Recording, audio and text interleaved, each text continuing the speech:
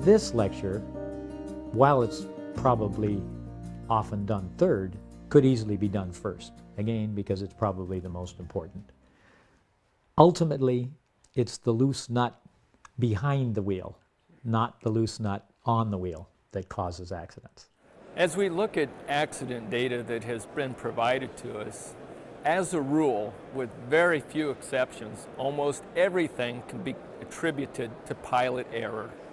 So we're going to here try to defuse the human accident bomb. And we do that by scoring the same. If you've done the other lectures, you break down each variable, you score it, you give it a number, you add it up, you get an average, you get a percentage. So you base your decision on whether or not to fly on a relatively simple quantitative decision rather than a relatively complex qualitative one. So let's start right in. There are three main subsections in your chart. There are 5 physical variables. There are 11 psychological variables. So they're broken into 3 subsections: 5 ego, 3 complacency, and then 3 pilot proficiency or proficiency variables. And the final grouping of 4 variables is parapsychological. So let's look at the first 5 variables. Number 1, health. And remember that we're also thinking about what might change while we're flying, not just how it is before we take off. So what's a health thing that you would think might change while you're flying? There's a few. Let's say you fly for 10 hours. How do you think you're going to be at the end of that 10 hours? Pretty tired. You're going to be tired. So there's fatigue, but we have a whole line for that. But what else? What about hunger? What about cold? If you're up high, hypothermia, that could affect. So these things are all covered in the notebook. But remember that things like vertigo, if you're turning repeatedly in one direction, maybe if you're looking to the outside wing at your vario, instead of just listening to it, you want to look to the inside or just turn the other way.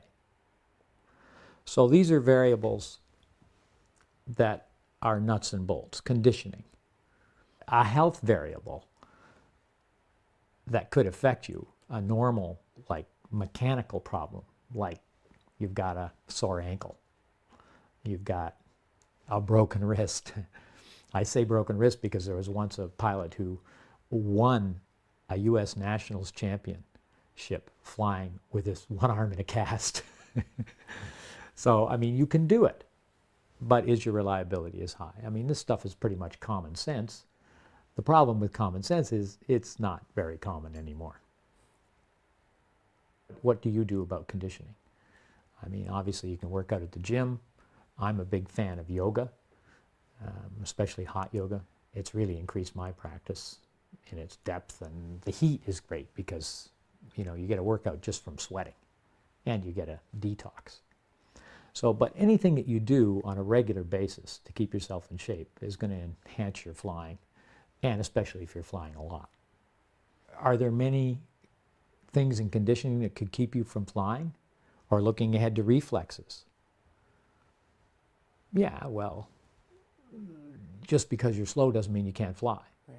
It just means you're going to be a little bit higher on your score if you're quick. If you're quick as a cat. Eyesight, well, I'm a good example of that. You know, you can get by with one eye. I lost an eye many years ago, and my depth perception surprisingly actually improved. And my vision actually improved.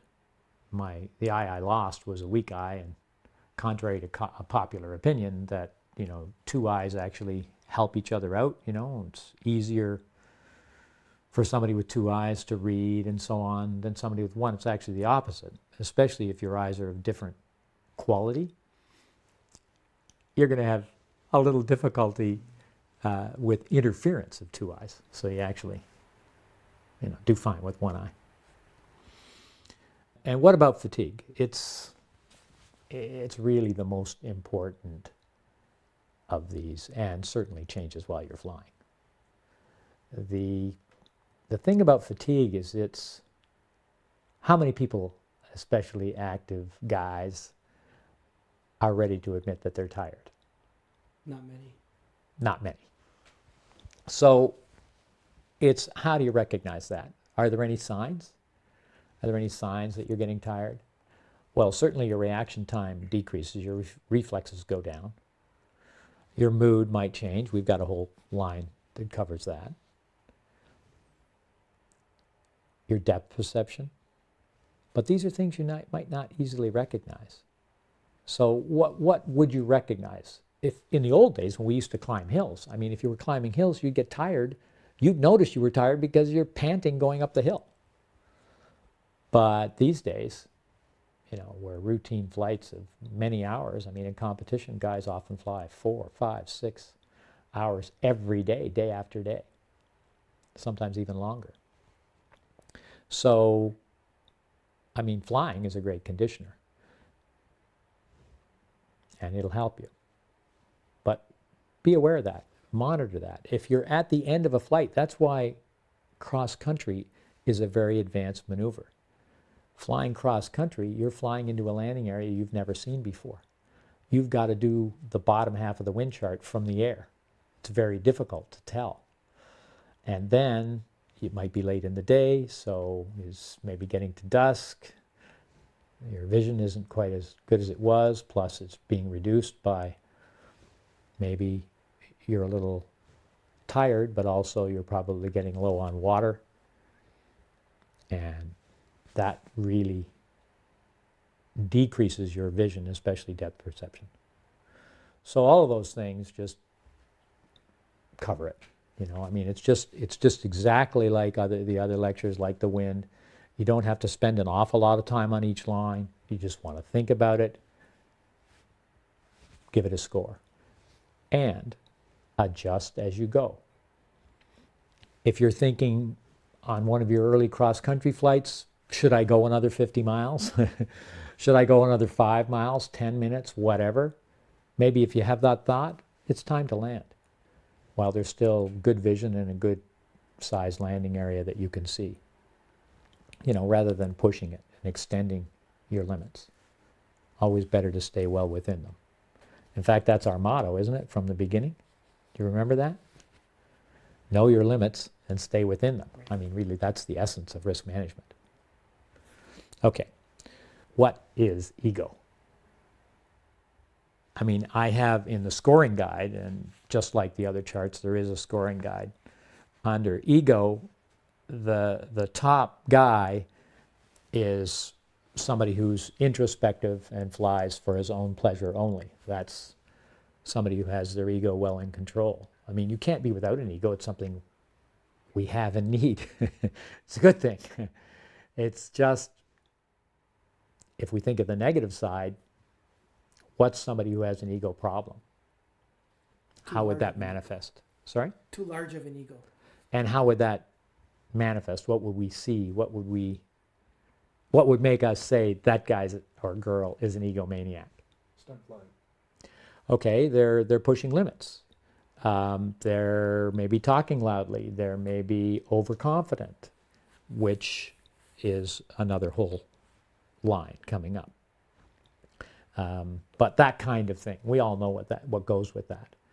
So being comfortable about your own flying for your own reasons is what shows you that your ego is in check. If you're feeling like you've got to fly to prove to other people how good you are, that's time to worry about maybe some of these ego variables.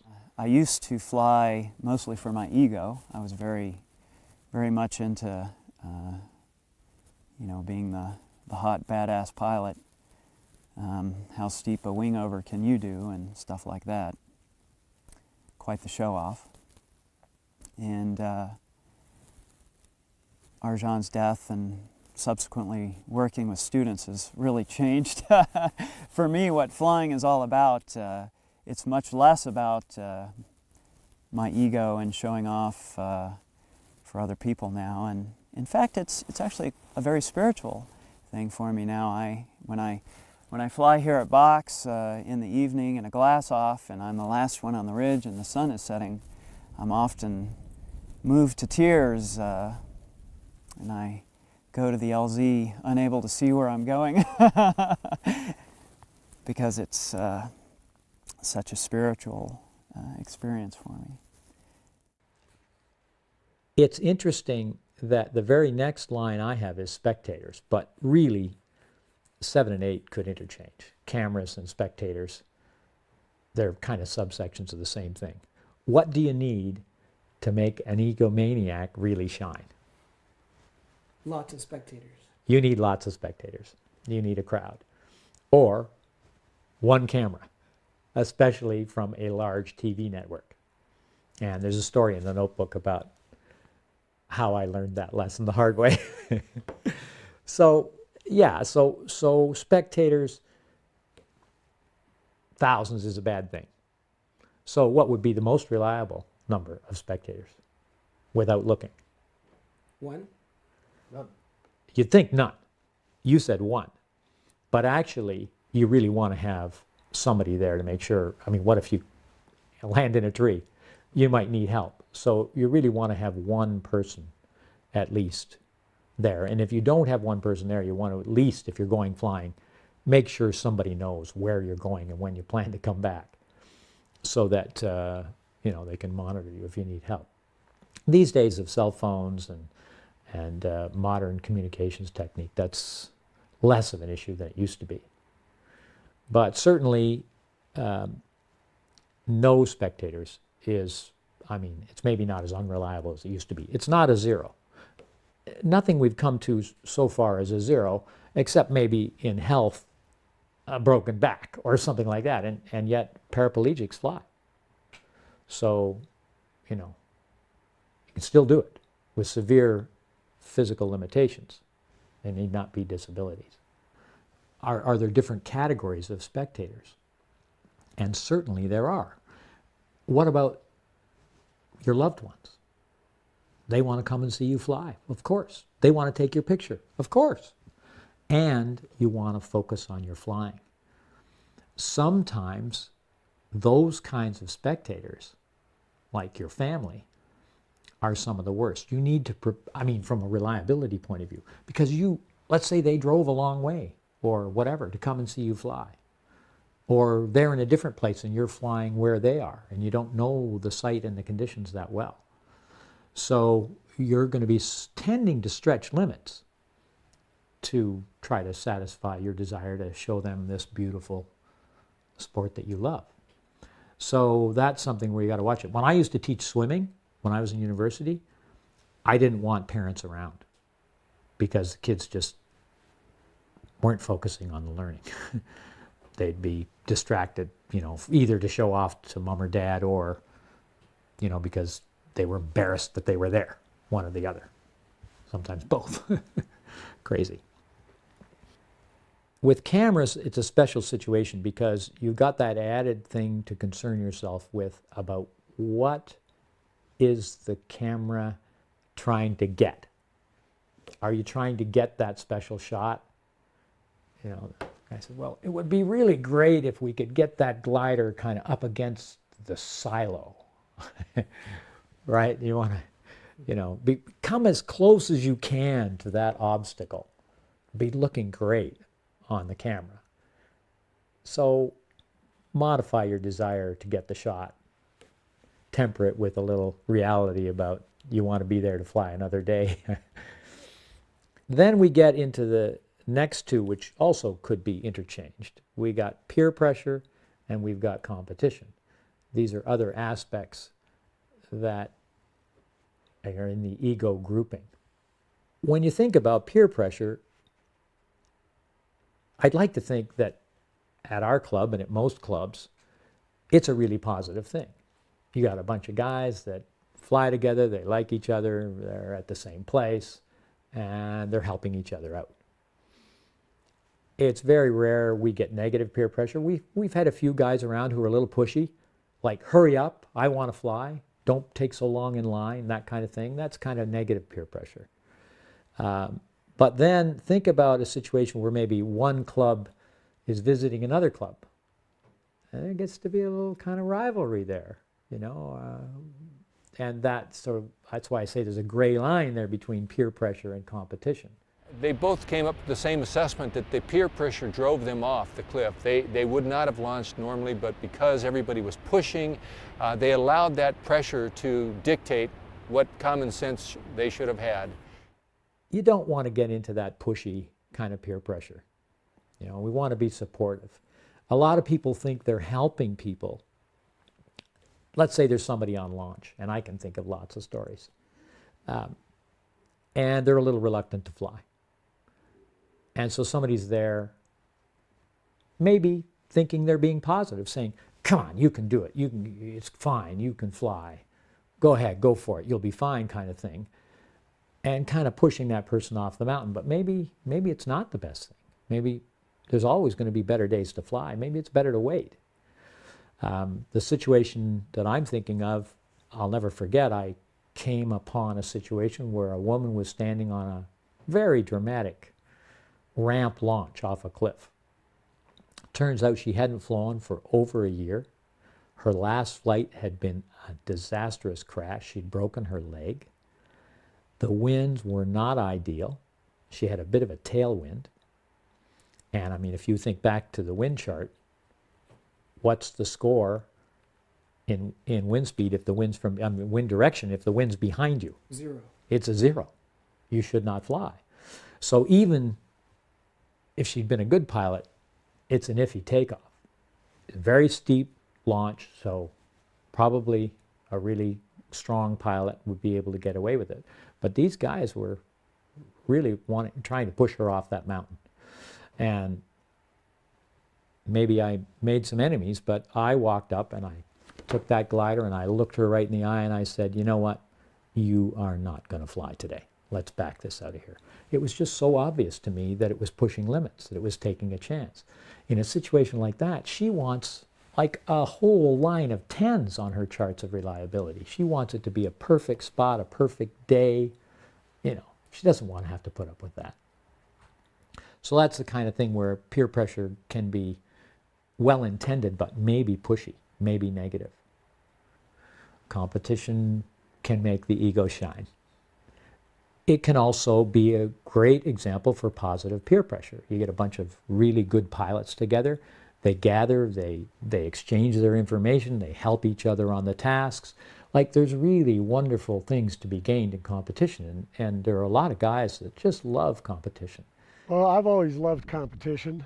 I feel that competition is one of the things that hones my skills. On the other hand, they're trying to get in a day. The weather's not been so good. It's iffy today. Maybe there's thunderstorms on the course. Whatever. There's a tendency to go for it. There's a tendency to push limits. And that's the negative side of competition. There's also the personal. You might want to just do something a little more, a little extra. Take an extra chance to try to get a little higher score. To beat that other guy instead of just fly for yourself. So those are the things in competition that you have to watch out for. I don't know whether you heard just last year there was that situation where a bunch of paragliders in Australia flew into huge thunderstorms, a whole line of thunderstorms. And it was like lemmings to the slaughter. I mean, it was scary.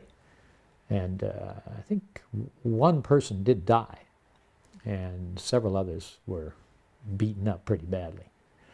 But that's just a perfect example of where it wasn't even a competition day. It was just, in a competition arena. I think it was a pre-competition day getting ready for scary stuff. Next 3 variables here, we've got the complacency variables.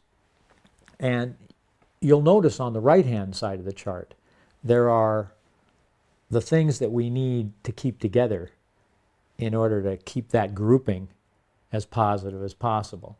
So you see, for example, in the physical variables, we've got lifestyle. So we're talking about eating well, being well, drinking lots of water, doing your yoga, that kind of stuff. I mean, I'm a great believer in natural stuff, especially in the health category. Natural healing, homeopathic remedies. I mean, I carry in my first aid kit, I carry arnica and rescue remedy. And they're two wonderful first aid treatments that are, non-drugs, but they really help the body, encourage the body to do its own healing. Well, in the ego variables, do you see what's there? Self-control. Because really, with ego, it's really difficult for someone else to help. Can you envision a guy walking up to somebody who's demonstrating, aggression and saying, well, you're looking like, you're a little pushy today, Joe? I mean, he's just going to tell him to take a hike. So it's self-control. It's the idea is to try to be within yourself with this and to examine yourself. I mean, if we're scoring our charts, you can't really ask somebody else what I to score myself for ego. Now, complacency, you see what we got there? And this I got from the military. I learned at a very early age discipline, and I learned systems that saved my life. And when I came into the sport of paragliding and hang gliding, I brought those systems with me because I saw the catastrophic effect of what happened with somebody that would go out and do something that could be dangerous and not have a plan, not have an escape route, not have a safety system to back them up. And maybe that was really the big thing that allowed me to continue on injury-free for so many years. Complacency is one of those very human tendencies that affects us all, like all of these things. But complacency is one of those things that will creep in as we get confident and as we get comfortable with something. We start to back off our risk management as we start to get thinking, well, I've done this lots of times before, nothing ever happened, so nothing ever will happen. Maybe. I could drive 100 miles an hour in a snowstorm and get there and say, well, nothing happened, I can do that. Well, still makes it totally ridiculously dangerous to drive that speed in a snowstorm. Because something doesn't happen doesn't mean that it's a reliable activity. And that's one of those things that the human condition does not get. We really need to steel ourselves. We really need to have discipline to look at those situations and look at them each flight like it's a new flight. And each situation, to re-examine it. Even things like they say, familiarity breeds contempt. Well, it breeds complacency. In a relationship, it might breed contempt, but in real life activities, you drive the same road to work every day. Never had somebody pull out in front of you at that intersection before. You weren't really ready for it. It's the same kind of thing. So we got to have that discipline. So what are the three things that most affect us as humans in the area of complacency? And I've chosen experience, confidence, and a mouthful, time since last good flying. What would be the most reliable level of experience? Would you think, just off the top of your head without really looking at the chart? What would you think, Mike? I would have thought expert, but You'd think so, wouldn't you? I mean, you'd think the person who has the most experience would be the most reliable. Well, let's look. Yeah, it is. Okay, so then thinking the other way, what would be the least reliable? Well, wouldn't you then think beginner? Yes. No. You would think so, but it's not the beginner. It's the intermediate. And we even have a phrase for it, and it applies in hang gliding, it applies in everything. Intermediate syndrome. What does that mean? Well, it means that you've got enough knowledge to get in worse trouble, right? It's that little knowledge is a dangerous thing that we humans develop. So be careful at that intermediate stage, because that's where, and by the way, it doesn't just happen once. You've got a beginner level intermediate, you've got the worst, the intermediate level intermediate, and then you've got an advanced intermediate. They have bumps in the accident curve in regular aircraft at 100 hours, 1,000 hours, 10,000 hours. So it's interesting that these are cyclic. I've been blessed with getting away with a lot of stupid mistakes, and I'm happy to say in the last 1,000 hours in hang gliders and the last 500 hours in airplanes, I haven't done a single stupid thing. And you know, just being careful, making sure you feel right before you fly, flying the right equipment, taking good advice, never stop learning, being humble, and remembering that it's always better to be on the ground wishing you were in the air than in the air wishing you were on the ground. Again, and of course on a given day, you can have experience with the situation. You fly once, you land, you're going to fly again. Well, you're going to be complacent. You're going to tend to be complacent. You've already flown. It's like when guys don't hook in. It's not because somebody, you know, is stupid enough not to hook into their glider and fly off a mountain. It's because they hooked in, did a hang check, then thought, oh, my batteries are low. Unhook, go get the batteries, come back, don't start over again. It's in their mind they've already done that. So they get complacent about that extra check. In confidence, can you see how intermediate syndrome would line right up with the least reliable level of confidence? Overconfidence can be deadly in something like flying. One day in France when we were practicing for the 91 World Meet, it was a nice calm day, picked a thermal up, got to about 12,000 and headed across the valley. Really smooth conditions. So I took my hands off of the steering toggles and was cruising along, and just instantly the paraglider came down in front of me, and I thought I was going to go into it, but I ducked and went just under the leading edge, and it reinflated and everything was fine. But it's a constant reminder that you can't always read the air, that there's always things lurking that you're not really paying attention to. It's important to be confident.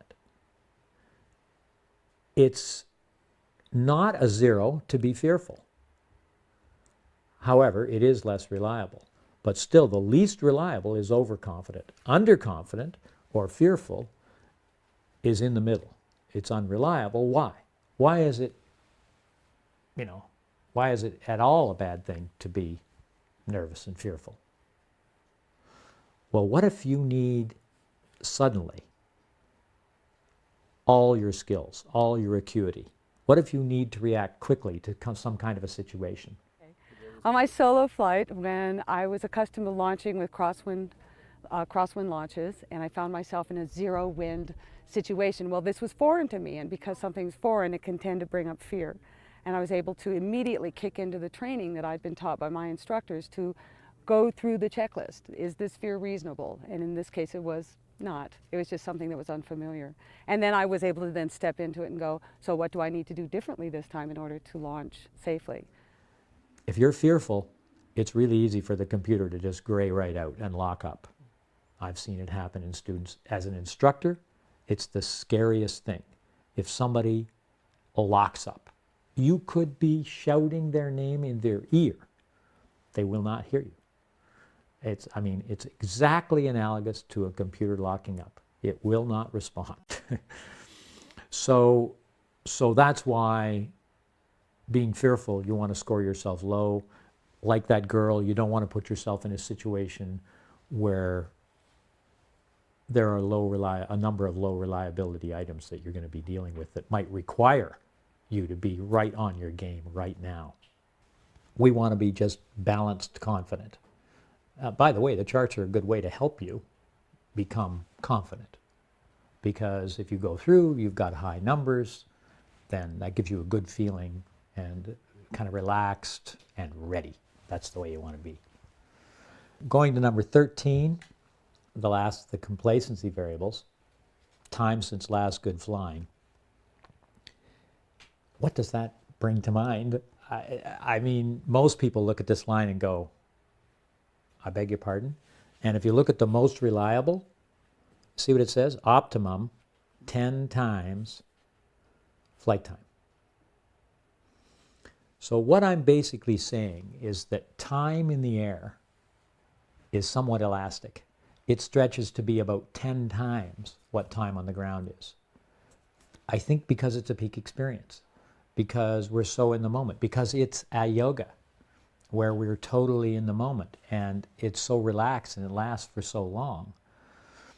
Even a short time in the air is like a comparatively longer time on the ground.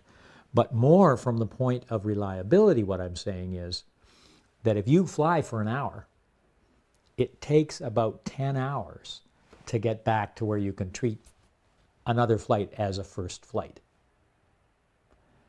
And then looking at the less reliable parts, and again, looking at our lowest one, too long. And that's pretty obvious.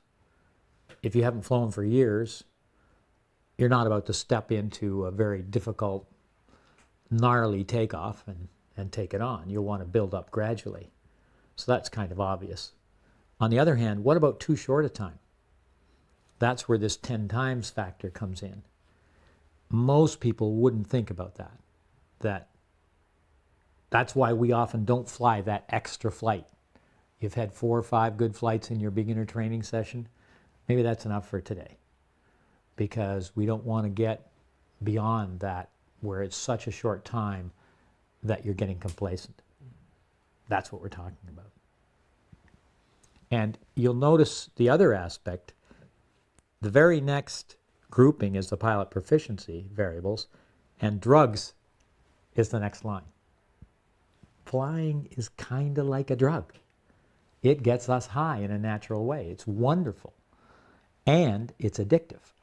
So drugs normally are something we use like flying, something to lift us up, to make us feel better. Maybe we're having a down day, hence the next line being mood. We're going to use a drug maybe to alter our mood. We might also use flying to alter our mood. So, which is a good thing, absolutely. There are a lot worse addictions than flying. An air junkie, and by the way, how do you know if you're an air junkie? Can you do without flying? I'm an admitted air junkie. I really need to fly. And as I've gotten older, I've had so many great flights. I mean, thousands of flights that were beyond my wildest dreams in the beginning. So I've got a bit of a bank of good flights in there to rely on, but still, I still really look forward to flying again. And I'm going to be a little careful the first few times when I haven't flown for a month or two. Drugs obviously are incompatible with reliability, but yet, I mean, there's some pretty benign drugs. Partying and flying seem to go hand in hand, but don't mix very well. One of those things like alcohol and gasoline mixing. Better off, if you want to fly and you're serious about flying, better off holding the partying to a minimum. I mean, what about coffee? I mean, does that mean we can't fly? No. Aspirin. Some guys that compete actually take a form of painkiller as a preventative because they know they're going to get really tired out. But those things can be addictive, and that's not a good thing. They're hard on the body. So far better to keep yourself hydrated, have something to snack on when you're flying if you're going to fly for a long time, and avoid the other kinds of drugs. I mean, it's pretty obvious. And as far as using flying as a drug to alter your mood, just be careful that you're not going to fly regardless of the conditions, because you really need to fly for whatever reason, whether you need to pick me up or whatever. On the right side of the chart, we have that it's, we got to be cool. We got to be a little bit cool with flying. It's a special thing. We can't just go flying every Saturday. You know, you could go bowling every Saturday, but you can't go flying every Saturday. Might not be right. We generally associate maturity with age. As someone gets older, they get more mature. Not necessarily, because we all have a child in us, and especially when it comes to flying, it's easy to get impatient. It's easy to want to push to get that extra flight, to get that extra time in the air, or to urge the other person that's you're waiting behind to get in the air, and for them not, you know, to maybe stretch their limits of reliability. So try to be patient. It is something that you can recognize in yourself. And what are some things we can do to help us be patient? Well, we've got a whole grouping of them coming up. The parapsychological variables are exactly that. So what do we mean by para? What's para? Beyond. It simply means beyond normal psychology. Although in today's world, parapsychology is nuts and bolts. I mean, things like intuition and biorhythms and dream analysis and positive mental imaging and all these kinds of things are really standard New Age topics now, and there's a huge body of science behind most of them. So it's not so beyond as it once was. We have two very different beginning ones, and we already know that parapsychology is kind of beyond psychology. But intuition, would anyone doubt that intuition is a sense that we all have now? There was a day when people did. People would say intuition doesn't exist. In the highest sense, those who are really into intuition say that intuition comes from the heart and is 100% infallible. It's always right. And a lot of times people don't really trust their judgment. And what you need to do is trust your best judgment, and that you have to hear that carefully. That's your best judgment, not your average judgment or your kind of this is enough judgment or your crappy just got out of bed judgment, and certainly not your penis judgment. You need to trust your best judgment, and if you listen to your best judgment and you don't overrule it, it's probably going to be the right thing. Now, the trick is, how do you tell intuition from a random idea or thought? You're driving down the highway. You have a chance of going this way or that way. Which way is the traffic going to be better? You haven't had a good traffic report. So maybe you get a hunch. Now, the hunch might be an idea. Oh, well, there's a merge up there, or, you know, whatever. Or it might be an intuitive flash where you're actually getting something from the wah land to indicate which way to go. So flying, firstly, gives you a great chance to test intuition because thermals are invisible. So if you're flying and you have a feeling, maybe it's intuitive, maybe it's an idea, that there's lift over there. Now you go over there and you find lift. So either that was intuition or it was a good hunch or a good idea. You don't know. Could be either. But if there's no lift, and we believe that line about infallibility, then that wasn't an intuitive flash. So you get to distinguish between the two. And you can use that in life in general. In fact, this whole chart is life in general, isn't it? I mean, it's about this could be applied to anything we do. And lots of people tell me they do that. They use the Windividual chart to kind of decide the kinds of tasks that they're going to do at work each day. Because maybe when they're on their game, they're going to take on the tough assignments or the really high-end clients or whatever. And if they're having a not very good Windividual day, then they're maybe going to do the mundane office work. That doesn't matter so much. It's an intangible. And then we've got biorhythms. Now, biorhythms are semi-scientific.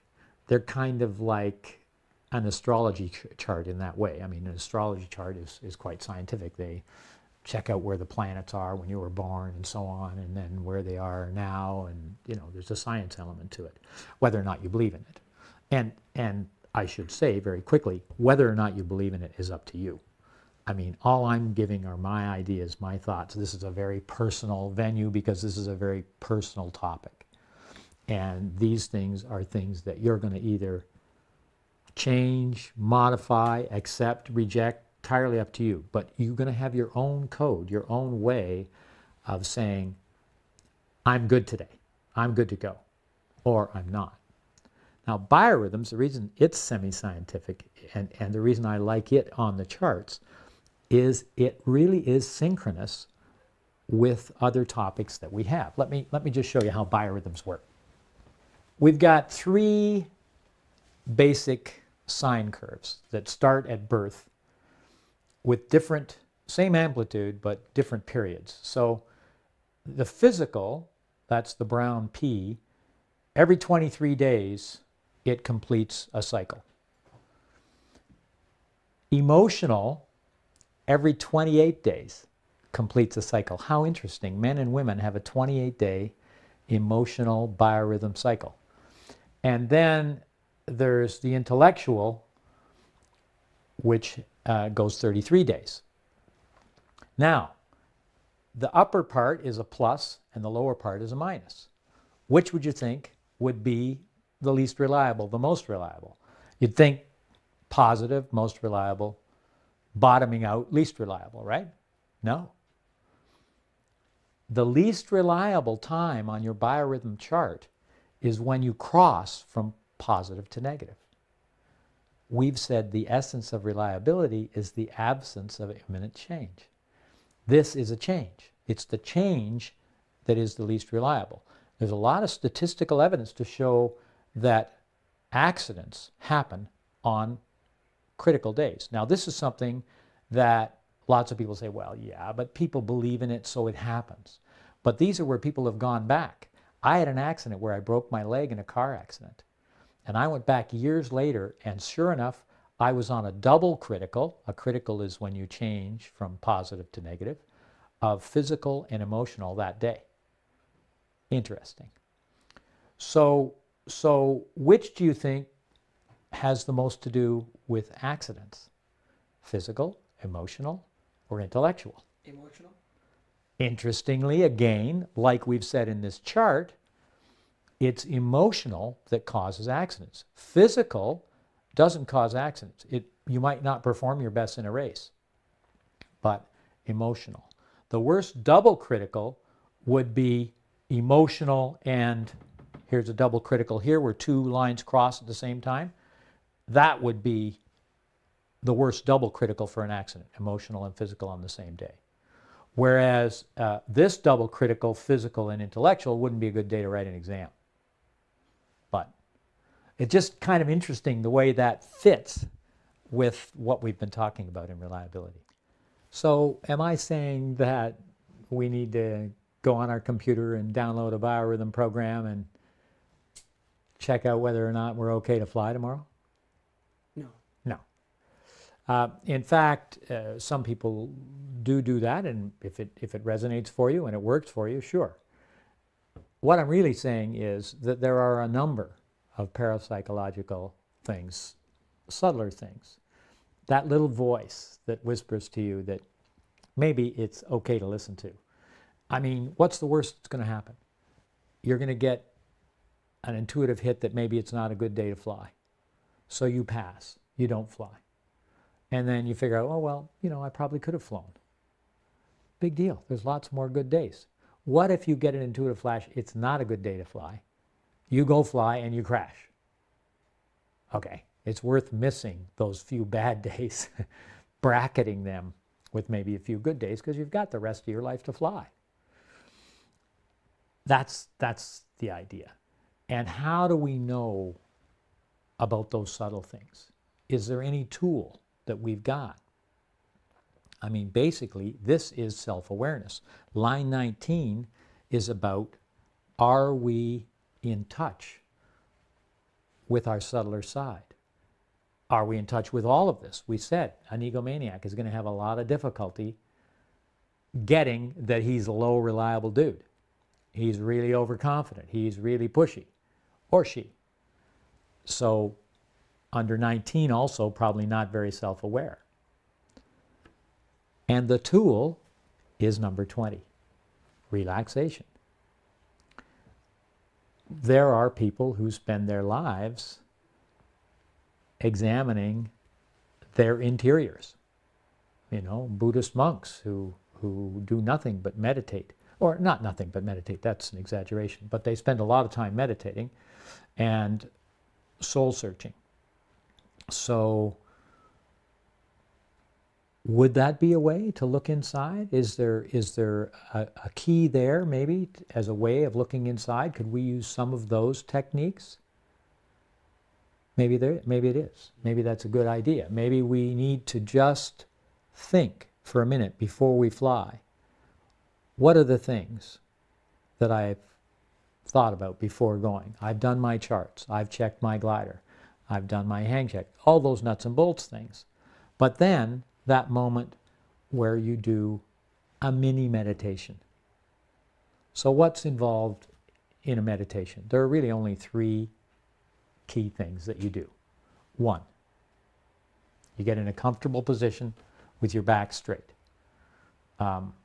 You know, I've been doing yoga all my life. I could show you some pretty complex positions. Not really. but there are people who could show you some pretty complex positions. But one of the simplest and easiest is what they call the sponge, or shavasana. Simply lying on your back, flat on your back. But the principle is back straight, first thing. Second thing, breath. The Buddha achieved nirvana by observing his breath. So we breathe. Maybe we breathe rhythmically. There are many, many different techniques, but one simple one is to just focus on your heartbeat as you breathe. Breathe. 4 heartbeats in, 4 heartbeats out. 4 heartbeats in, 4 heartbeats out. Now, interestingly, if you do that for a while, you can actually slow the breath and slow the heartbeat. And train the two. So that's where these yogis who are really adept at that kind of thing can go in a coffin and be underground for 3 days, because they can slow their metabolism down so slowly that their heart only beats, once every 10 minutes or something crazy like that. So that's the second thing, is breath. And the third thing is focus. Now, focus could be on a thing, on an idea, on a sound like a mantra, or it could be on a flight plan. You could imagine a perfect takeoff. So the sequence that works for me, what I like to do, especially if I'm in a situation that's fairly demanding, if I could go away and maybe lie down for 5 or 10 minutes and really do a meditation, but that's not very often practical. Would it be a good idea? Sure, if it was practical, but normally not so. You're in a launch line. So it's your turn to go. Next. So what do? Close your eyes. Breathe. Focus on your heartbeat. Take one big long breath. Imagine a perfect takeoff. So we're talking about feeling comfortable, feeling relaxed, being ready to fly. This is part of safety procedures. If you're using the good safety procedures, then you'll find that you'll have a lot more fun with your flying than you ever would otherwise. If you can't relax, if things are assaulting you from all sides, the blonde on the corners, catching your eye, whatever it is, well, you've got to score yourself a little low. Does it mean you can't fly? No. It's just one more line on the chart. Actually, in terms of what flying has given me, the relaxation of being in the air, the yoga of flying, has given me, I think, more than the physical rush of flying. I think that I'm a lot more relaxed person than I was 40 years ago when I started flying. I think that I'm a little easier to be with. I think my ego is toned down a little bit, maybe, I hope. So all I can say is I want you guys to be able to feel comfortable about yourselves and about your flying and get the most out of flying that you can get. I want everybody just to, you know, breathe, fly, get high, go far, be safe.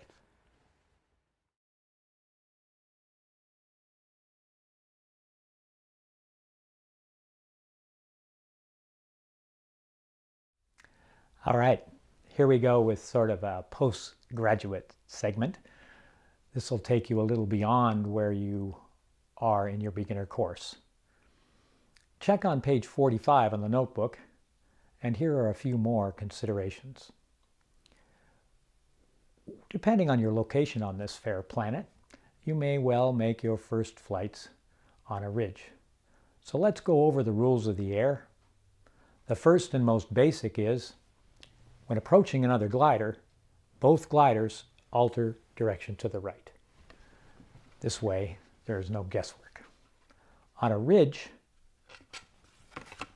the first idea is there's usually a bit of a crosswind. So when you take off, using proper crosswind technique, take off and make your first pass upwind. This will be a little bit slower, closer to the ridge. Be careful on this first downwind turn because your ground speed will increase as you turn downwind, and maintain another 15 meters or 50 feet. So 2 wingspans on the upwind. You don't need to be closer. It's not prudent or advisable, especially as a beginner. When you get to the downwind end of the pass, you can allow the wind to drift you a little in, make your turn away, and then reestablish your former upwind path. If you're approaching another glider and they're not following this pattern, then the glider with the ridge on their right has the right of way because they can't turn. Maybe if you've left this much room, you have a bit of room to go to the right, but mainly the rule is the glider with the ridge on the right has the right of way. When overtaking, the glider should always pass between the ridge and the glider. That way, if you begin a turn and someone's overtaking you, there's no problem. When you're soaring the ridge, be a little bit careful about the amount of crab or crab angle that you need to maintain. When you're flying the ridge, as the wind increases, the amount of crab angle will start to diminish. If that crab angle gets to be low, it's time to leave. It may be fine in the air, it may be smooth, you may be comfortable, but think about how it's going to be when you come into land. That strong wind will make a lot of mechanical turbulence, especially if you're landing in a valley where there may be a venturi, a narrowing, especially if there are obstacles to turbulate the wind. So be careful in those situations. The next situation would be thermals. Maybe in an ideal situation, you're soaring the ridge and you catch some lift, extra lift, beyond the ridge lift that you have been experiencing. That's a thermal. Which way would you turn? First turn, always away from the ridge. In that turn, as you're turning away from the ridge, you can view, make sure the rest of the area is clear, and then continue to circle in the thermal. The rules in the thermal are that the lower glider has the right of way. So, thinking that, all right, you've found a thermal. Maybe somebody else is going to come and join you. The first glider in the thermal establishes the direction of turn. So, if we've got 2 gliders, one lower, you're circling. As you circle and this glider climbs, you don't really have to leave the thermal. You can just get to the other side, maybe widen your turn as you see him coming up and allow him to go past and continue on above you. That's the safe way.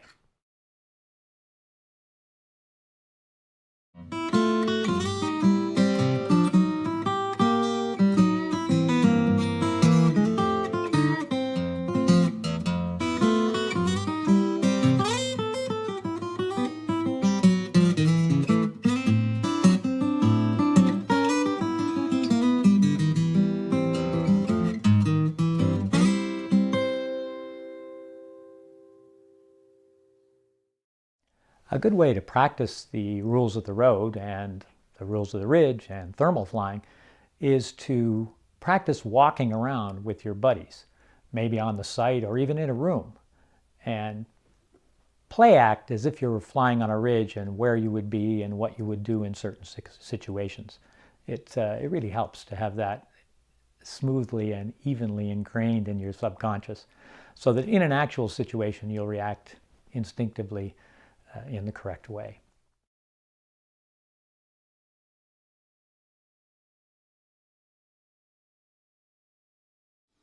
This next bit is a natural extension of the charts, especially the Windividual lecture. You may recall from the beginning of the film, this is dedicated to the memory of Arjan Allah, a double diamond safety award-winning paragliding instructor. The loss of his life should help us learn. I hope you find this section instructional and inspirational. The section also serves to illustrate that the RCRs are an excellent tool or template for analyzing accidents and incidents. As we move into risk management, we learn many things from watching mistakes of others. So there is a dimension that is a responsibility for all of us to help each other by reporting accidents and incidents that we have had to the flying associations. We capture that data, we try and analyze it, look at it, we disseminate lessons that we see from things that people are doing out through magazines and publications so that people can hopefully learn from the mistakes of others. When you read these reports in a magazine or elsewhere, score the charts to see what the problems might have been. Often there are even a 0 or 2. I should have warned you also that this is a very emotional section. If you find it uncomfortable, skip ahead.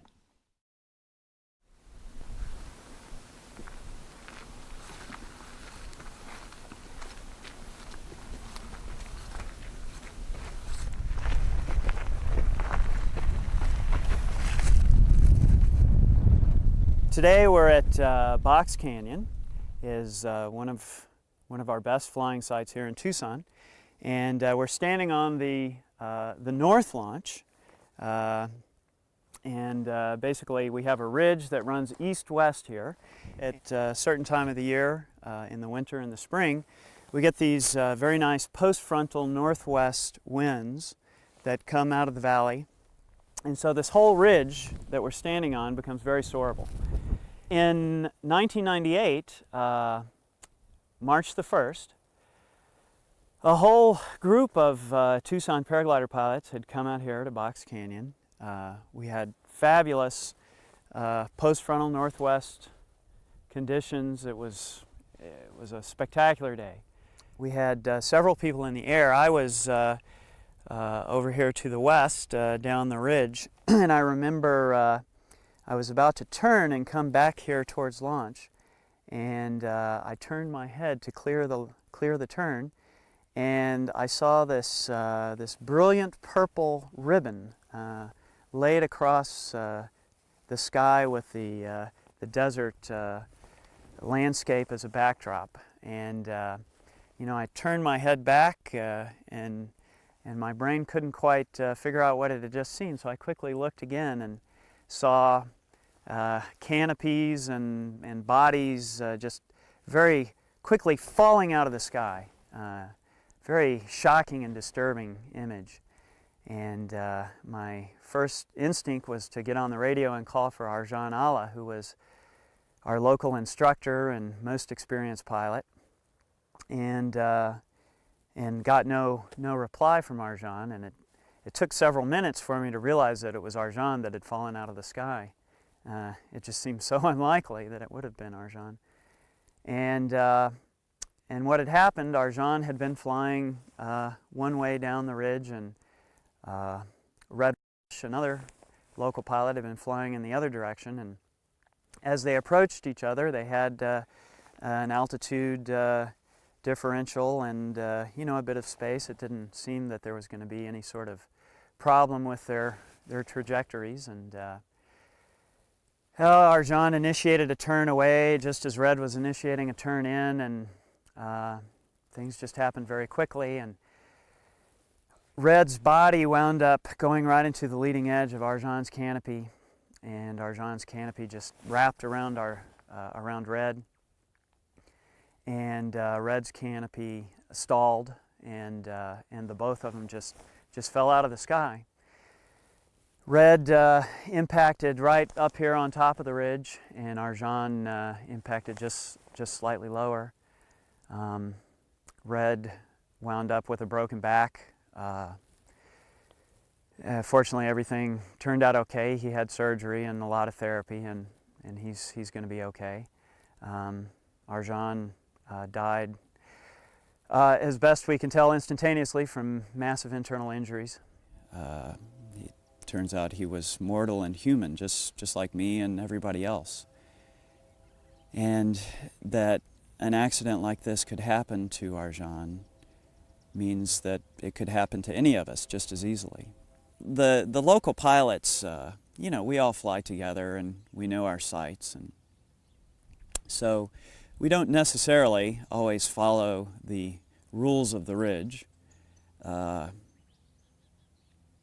Well, after Arjan's death, I noticed everyone was giving each other these huge spaces. You know, a guy would initiate a turn half a mile away, and everybody would turn and avoid. And you know, years later, it's still that way. People here in Tucson are very careful about mid-air collisions now. The thing I'll remember Arjan for is he had just an incredible love and enthusiasm for the sport. He was very selfless in that he was willing to hold back enjoying his own flight to make sure everybody else got off safely and had fun. Numerous times he gave up even flying that day to make sure we had a shuttle ride back down, or he would chase us, or I really miss him. He was a genuine, warm human being. Well, I was very supportive of Arjan's flying because it was something that he loved to do, and never really was concerned about the time he spent flying and the places he flew. Always expecting him to come home at the end of the day.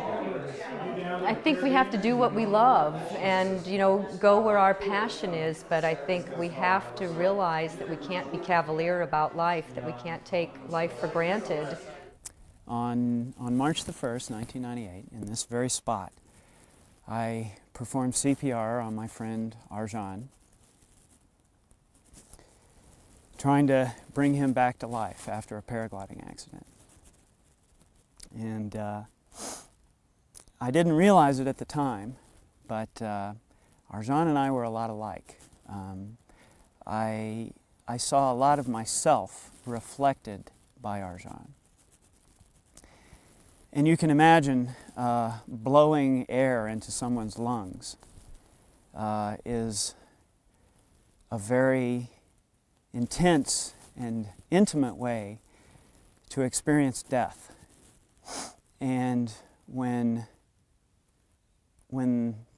that person reflects back to you much of yourself,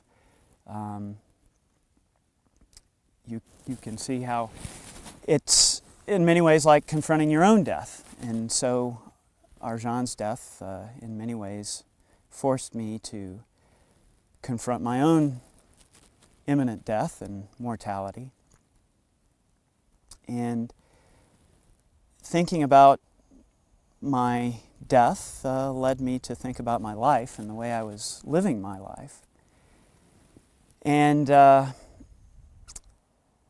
I discovered that I had my priorities messed up, that I wasn't really living in accord with my true values. And so in many ways, I owe Arjan a tremendous debt. I very grateful to him for the sacrifice that he made, because his death precipitated the introspection and contemplation that has led me to change the trajectory of my life for the better, very much so for the better. And I just hope that the way I'm living my life now, this new trajectory that my life has, in some way honors Arjan's life and his death. I suppose that we're all doomed to die sooner or later, and one goal of this safety video is to make it later as opposed to sooner. But I hope that this video and Arjan's legacy challenge people to do more than just become safety conscious. I hope that some people are inspired to be introspective and to contemplate more than just whether or not to fly today. And hopefully the trajectories of some people's lives will be changed for the better, as all of this has done for me. So we have seen that even a very experienced and careful pilot can make mistakes. Rarely are the consequences this serious. Did you see where on the charts these pilots may have scored low? Of course, we had another pilot that was less experienced. Following the RCRs and their lessons will go a long way to keeping you safe. A little luck also helps. Did you see the errors that were made? Both pilots got a little complacent and didn't follow the rules of the ridge. The conditions were perfect, and they relaxed their attention. A momentary lapse. Suddenly, the seemingly empty sky got crowded, and they were very unlucky. A foot or two would have made a huge difference, as would more forgiving terrain. Try to remain vigilant, especially when you're flying with other pilots. If you're flying a new site, check with the locals. See if they follow the rules of the ridge. By the way, the accident that gave rise to the RCRs is in the notebook on page 43. What I get from Arjan's death, and from the friends and associates I've lost, a few to flying and more to other causes, is that life is dangerous. It's fatal. Let's live every day to the full. It might be our last. I certainly feel a lot safer flying than I do driving. The difference is that my safety is more in my hands when I fly. Driving, there's more chance the other guy can nail you. In fact, I had a head-on with a drunk. See page 41 in the notebook. We were lucky to survive. There's a lot more space in the sky. I wish you good luck, good health, and safe flights.